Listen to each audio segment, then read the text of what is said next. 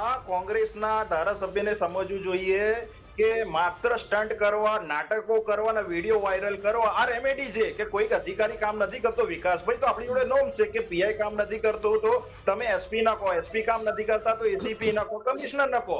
પણ માત્ર આવા જાહેરમાં ટોળા કરવાને આ આખો વિષય સમજવા જેવો છે કે જે કોન્સ્ટેબલ આરોપી છે એના સગાવાલા જિગ્નેશ મેવાણીની આજુબાજુ બેઠા છે. તો એનો મતલબ એવો થયો કે રાજકારણના રોટલા શીખવા આ સમગ્ર એજન્ડા સાથે પોલીસ સ્ટેશનનો ઘેરાવ કર્યો હતો. અને તમે જોઈ રહ્યા છો ચિંતન તેરૈયા એસપીજી બહુ જ શાલીનતાથી એમની વાત સાંભળે છે.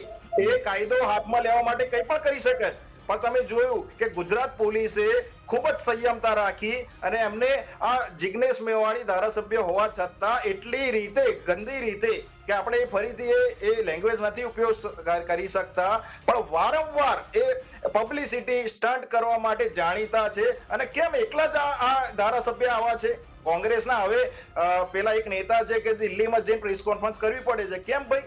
આ ગુજરાતમાં આપણી પ્રેસ કોન્ફરન્સ કરી શકે. તમે આ તમારી જન આક્રોશ રેલી એક ફિયાસ્કો થઈ ગયો છે. વડગામમાં જ ખુરશીઓ ખાલી જોવા મળી. જિગ્નેશ મેવાણી ત્યાં ભાષણ કરે છે અને માત્ર આગળ ખુરશીઓ ખાલી. એટલે આ એક રાજકારણનો સ્ટન્ટ છે.